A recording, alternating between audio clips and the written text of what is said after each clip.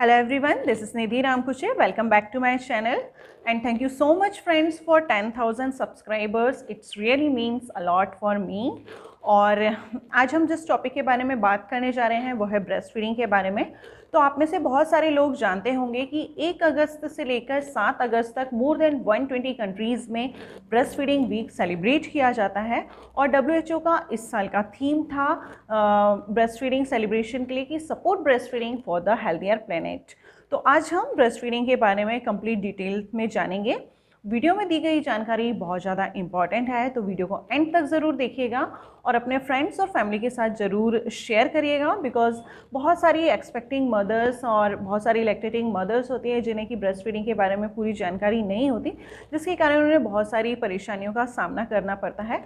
तो वीडियो ज़रूर शेयर करिएगा। मेरे चैनल को अभी तक सब्सक्राइब नहीं किया है तो सब्सक्राइब करिएगा और साथ में बेल आइकन को प्रेस करिएगा जिससे कि मेरे आने वाले वीडियो के बारे में नोटिफिकेशन आपको मिलती रहे। तो चलिए स्टार्ट करते हैं। तो breast feeding is the best natural feeding and the breast milk is the best milk for the baby. Breast feeding से न केवल बच्चे की पोषण संबंधित आवश्यकताओं की पूर्ति होती है बल्कि फिजिकल, इमोशनल और साइकोलॉजिकल डेवलपमेंट में बहुत ज़्यादा सहायता प्राप्त होती है। और यूनिसेफ कहता है कि मिलियंस ऑफ बेबीज डाई हो जाते हैं पर ईयर बिकॉज मदर्स उन्हें प्रॉपर ब्रेस्ट फीडिंग नहीं करवाती हैं, जिसके कारण कि उन्हें डायरिया और अपर रेस्पिरेटरी ट्रैक्ट जैसी बहुत सारी बीमारियों का सामना करना पड़ता है। इसलिए ब्रेस्ट फीडिंग जो है हमें काउंसलिंग करनी चाहिए और ब्रेस्ट फीडिंग को अच्छी तरह से सपोर्ट करना चाहिए। तो अब हम देखेंगे कि ब्रेस्ट फीडिंग के क्या क्या एडवांटेजेस हैं। तो ब्रेस्ट फीडिंग के बहुत सारे एडवांटेजेस हैं जिसे हम 3 कैटेगरी में डिवाइड कर सकते हैं। फर्स्ट फॉर द बेबी के लिए और लैक्टेटिंग मदर के लिए और कम्युनिटी या सोसाइटी के लिए इसके क्या क्या फ़ायदे हैं। तो सबसे पहले हम स्टार्ट करते हैं कि बेबी को ब्रेस्ट फीडिंग से क्या क्या फ़ायदे हैं। तो फर्स्ट उसमें है न्यूट्रिटिव वैल्यू। जो ब्रेस्ट मिल्क होता है उसमें सभी प्रकार के पोषक तत्व होते हैं, मिनरल्स, विटामिन्स, सभी प्रकार के पोषक तत्व उसमें सही मात्रा में होते हैं और सही प्रोपोर्शन में होते हैं, जिससे कि बच्चे के शारीरिक और मानसिक विकास में बहुत ज़्यादा सहायता प्राप्त होती है। साथ ही जो ब्रेस्ट मिल्क होता है वो कैल्शियम के एब्जॉर्प्शन में बहुत ज़्यादा सहायता प्रदान करता है। इसके साथ ही इलेक्ट्रोलाइट्स और वाटर वगैरह सभी चीज़ें सही अनुपात में होती हैं, जिससे कि बच्चे के शारीरिक और मानसिक विकास में बहुत ज़्यादा सहायता प्राप्त होती है। Now the second point is digestibility. तो जो ब्रेस्ट मिल्क होता है वो इजीली डाइजेस्टेबल होता है, जिससे कि बेबी को जो ब्रेस्ट मिल्क है वो बहुत ज़्यादा इजीली डाइजेस्ट हो जाता है, जिससे कि उसको पेट दर्द वगैरह जैसी परेशानियाँ नहीं होती हैं। Now the third point is protective value. जो ब्रेस्ट मिल्क होता है वो एक तरह का सुरक्षात्मक कवच बेबी को प्रदान करता है, बिकॉज ब्रेस्ट मिल्क में बहुत सारी एंटीबॉडीज़ होती हैं जो कि जो बच्चा है उसकी बहुत सारी बीमारियां जैसे कि डायरिया और अपर रेस्पिरेटरी ट्रैक्ट जैसी बीमारियों से उसकी रक्षा करती हैं। और now the next point is और बहुत ज़्यादा मोस्ट इम्पॉर्टेंट पॉइंट है कि साइकोलॉजिकल बेनिफिट। ब्रेस्ट फीडिंग से क्या होता है कि मदर और बेबी का जो स्किन टू स्किन कांटेक्ट होता है, इससे इमोशनल अटैचमेंट मिलता है, इससे कि बेबी में आगे चल के बहुत सारी मानसिक बीमारियों से रक्षा होती है और जो पेरेंट और चाइल्ड के बीच में एडजस्टमेंट काफ़ी अच्छा रहता है। और इसके साथ ही चाइल्ड अब्यूज़ और निगलेक्ट जैसी चीज़ें कम हो जाती हैं। अब हम बात करेंगे कि मैटरनल बेनिफिट के बारे में। मींस कि जो ब्रेस्ट फीडिंग करवाने वाली माताएं हैं उन्हें ब्रेस्ट फीडिंग से क्या क्या फ़ायदा होता है। तो breast feeding, early initiation of breast feeding से प्रसव के बाद में जो बहुत ज़्यादा खून जाता है या बहुत ज़्यादा रक्तस्राव होता है, जिसे कि हम पोस्टपार्टम हैमरेज कहते हैं, उससे काफ़ी हद तक सुरक्षा मिलती है। अनदर सेकेंड पॉइंट इज़ जो प्रेगनेंसी के टाइम पर जो बेबी की ग्रोथ के कारण जो गर्भाशय फैल जाता है और डिलीवरी के टाइम पे जो गर्भाशय फैल जाता है उसको सिकुड़ने में काफ़ी मदद मिलती है, जिसे कि हम यूट्राइन इन्वॉल्यूशन कहते हैं। नेक्स्ट है ब्रेस्ट फीडिंग करवाने से कुछ महीनों तक महिलाओं में जो है वो पीरियड्स नहीं आते हैं, जिससे कि उनकी जो खून की कमी होती है, जो कि प्रेगनेंसी के टाइम पे जो उनको खून की कमी हो जाती है या डिलीवरी के टाइम पे ब्लड लॉस के कारण जो उनमें खून की कमी हो जाती है, उसको वापस से रिगेन करने में बहुत ज़्यादा मदद मिलती है। और यदि महिला एक्सक्लूसिवली ब्रेस्ट फीड कराती है, एक्सक्लूसिव ब्रेस्ट फीडिंग का मतलब होता है कि जो बेबी है वो सिर्फ और सिर्फ ब्रेस्ट फीडिंग पे है, वो अदर कोई भी फूड नहीं ले रहा है, पानी तक नहीं ले रहा है, और फ्रीक्वेंटली जो मदर है उसको ब्रेस्ट फीड करा रही है। तो यदि कोई महिला अपने बेबी को एक्सक्लूसिवली ब्रेस्ट फीड कराती है तो ये एक तरीके से गर्भ निरोधन का कार्य भी करता है। जो महिलाएं ब्रेस्ट फीड कराती हैं उन्हें ब्रेस्ट कैंसर और ओवेरियन कैंसर का खतरा काफ़ी कम होता है। नाउ द कम्युनिटी को क्या फ़ायदा होता है, जो सोसाइटी है उसे ब्रेस्ट फीडिंग से क्या फ़ायदा होता है। तो ब्रेस्ट फीडिंग का सबसे बड़ा फ़ायदा तो ये है कि वो इकोनॉमिकल है, और मींस कि हमें बच्चे के लिए कोई भी फूड बाहर से एक्सपेंसिव फूड खरीद के लाने की ज़रूरत नहीं पड़ती है, उसे प्रिपेयर करने की ज़रूरत नहीं पड़ती। जो मदर है वो ईज़िली दिन या रात में किसी भी टाइम पे बेबी को ब्रेस्ट फीड करा सकती है, और ये एक तरह से कॉन्ट्रासेप्टिव का भी काम करता है। अब हम बात करेंगे initiation of breast feeding, means कि ब्रेस्ट फीडिंग कब से करवाना स्टार्ट करना चाहिए। तो initiation of breast feeding as soon as possible, मतलब डिलीवरी के बाद जितनी जल्दी हो सके उतनी जल्दी बेबी को ब्रेस्ट फीड कराना है। इवन अब तो ये कहा जाता है कि बेबी का कॉर्ड कट करने से पहले बेबी को मदर के एब्डोमेन पे देना है, और फिर कट करने के बाद में तुरंत में बेबी को जो है मदर के ब्रेस्ट पे देना है, ताकि बेबी जो है वो ब्रेस्ट फीड करना स्टार्ट कर सकें। और जैसे कि जो है जैसे कि मैंने बताया कि यूट्राइन इन्वोल्यूशन जो है वो उसमें मदद मिलती है, और यदि नॉर्मल वजाइनल डिलीवरी होती है तो with in half an hour हमें ब्रेस्ट फीडिंग बच्चे का शुरू करवा देना चाहिए। और यदि सिजेरियन सेक्शन होता है तो जैसे ही पेशेंट वार्ड में शिफ्ट हो हमें ब्रेस्ट फीडिंग स्टार्ट करवानी है। ठीक है, अब हम बात करते हैं टेक्निक्स ऑफ ब्रेस्ट फीडिंग की। बहुत सारी महिलाएं जो है सक्सेसफुल ब्रेस्ट फीडिंग करवा लेती हैं, लेकिन कुछ महिलाओं में जो है ब्रेस्ट फीडिंग करवाने में बहुत ज़्यादा परेशानियां सामने आती हैं, जैसे कि प्राइमरी मदर्स हैं या जिन्हें बिल्कुल भी नॉलेज नहीं है ब्रेस्ट फीडिंग के बारे में, तो उन्हें कुछ तकलीफ़ें सामने आती हैं। तो अब मैं शेयर करूँगी कि क्या टेक्निक्स होती हैं ब्रेस्ट फीडिंग की।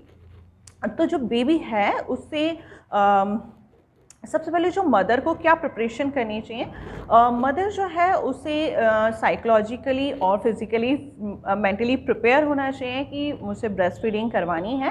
फ्री फ्रॉम वर्क, मतलब उससे काम से फ्री रहना चाहिए। मीन्स अगर उसके हाथ में कोई और भी काम रहेगा तो वो बेबी को ठीक से फीड नहीं करवा पाएगी। इसके कारण जो है बेबी फिर वो बहुत ज़्यादा इरिटेट होगा, इसके कारण फिर वो बेबी जो है फिर वो ब्रेस्ट फीडिंग नहीं लेगा। और फिर हमें देखना है कि बेबी ठीक तरह से ड्राई है या नहीं, मीन्स अगर बेबी गीला है, उसने पी या पॉटी वगैरह की हुई है, तो फिर बेबी इरिटेट होते हैं और फिर बेबी ब्रेस्ट फीडिंग नहीं करते हैं। और मदर जो है ब्रेस्ट फीडिंग के पहले एक गिलास दूध या एक गिलास पानी ले सकती है, जिससे कि महिला का जो है हाइड्रेशन वो ठीक तरह से बना रहे। अब हम बात करेंगे पोजीशन के बारे में। तो पोजीशन के लिए हमें बेबी को जो है अपने फोर आर्म में लेना है। मीन्स इस तरह से बेबी को फोर आर्म में लेना है कि उसका जो हेड है और बेबी का एब्डोमेन, बेबी का बैक और बेबी के लेग वगैरह सब कुछ एक सीधी एक लाइन में आए, और जो बेबी का हेड है वो स्लाइटली थोड़ा सा एलिवेटेड होना चाहिए, ताकि सभी एक लाइन में आ जाएं। स्लाइटली एलिवेटेड उसका हेड होना चाहिए, और जो बेबी का एब्डोमेन है वो मदर के एब्डोमेन से सटा हुआ होना चाहिए। और अब हम बात करेंगे कि लैचिंग की मीन्स कि बेबी को जो है ब्रेस्ट से किस तरह से सटा कर रखना चाहिए। तो लैचिंग के लिए सबसे पहले जो बेबी का मुंह है वो वाइडली ओपन होना चाहिए। बेबी का जो पूरा मुंह है वो वाइडली ओपन होना चाहिए। उसका जो लोअर लिप है वो थोड़ा सा स्लाइटली नीचे की तरफ झुका हुआ होना चाहिए, और जो एरियोला है ब्रेस्ट का जो निप्पल है और एरियोला जो मतलब ब्रेस्ट का जो पूरा काला वाला भाग है वो पूरी तरह से बेबी के मुंह के अंदर होना चाहिए, और बेबी का जो चिन है वो मदर के ब्रेस्ट से सटा हुआ होना चाहिए। इस तरह से लैचिंग बेबी का प्रॉपर लैचिंग होना चाहिए। और इसके बाद अगर बेबी कुछ सक लेकर ही सो जाता है तो बेबी को हल्के से पैर में उसको धीरे से सहला करके बेबी को उठाना चाहिए, ताकि बेबी जो है वो पूरी फीड अपनी ले सके। अब हम बात करते हैं टाइमिंग की, कि बेबी को कितनी कितनी देर में फीडिंग देना चाहिए। तो सबसे पहले तो ब्रेस्ट फीडिंग जो है फीडिंग ऑन डिमांड, मतलब बेबी जब भी डिमांड करता है तब हमें उसे फीडिंग देनी है। इस चीज़ से फ़र्क नहीं पड़ता है कि 1 घंटे में या 2 घंटे में, लेकिन अगर बेबी डिमांड करता है तो उसे उस समय हमें फीडिंग देनी है। एक गाइडलाइन के लिए बता दिया जाता है कि बेबी को 1 या 2 घंटे के अंतर में फीडिंग देना ही चाहिए। और अब हम बात करते हैं ड्यूरेशन की, कि कितनी देर तक हमें ब्रेस्ट फीडिंग देना है। तो ब्रेस्ट फीडिंग देना है till the baby is satisfied. जब तक बच्चा सेटिस्फाइड नहीं हो जाता है तब तक उसे ब्रेस्ट फीडिंग देना है। और बेबी को एक ब्रेस्ट पे लगाने के बाद में जब तक वो ब्रेस्ट कम्प्लीटली एम्प्टी नहीं हो जाता है तब तक बेबी को ब्रेस्ट फीडिंग देना है, और फिर बेबी को दूसरे ब्रेस्ट पे ट्रांसफ़र करना है। और अब हमें देखना है कि हमें बेबी को कब तक ब्रेस्ट फीडिंग देनी है। तो बेबी को जो ब्रेस्ट फीडिंग है 6 महीने तक एक्सक्लूसिवली ब्रेस्ट फीडिंग करवाना है। 6 महीने तक एक्सक्लूसिवली ब्रेस्ट फीडिंग का मतलब है कि बेबी सिर्फ और सिर्फ माँ के दूध पे रहेगा। बच्चे को अदर कोई भी खाद्य पदार्थ नहीं देना है, ऊपर से घुट्टी, शहद और पानी वगैरह कुछ भी नहीं देना है। 6 महीने तक बच्चे को केवल माँ का दूध देना है और फ्रिक्वेंटली देते रहना है बेबी को डिमांड के साथ में। और 6 महीने के बाद जो है बेबी को वीनिंग के साथ में हमें ब्रेस्ट फीडिंग भी देनी है, और ब्रेस्ट फीडिंग हमें देना है 2 साल तक। और जैसे कुछ लोग पूछेंगे कि 2 साल के बाद में ब्रेस्ट फीडिंग दे सकते हैं क्या?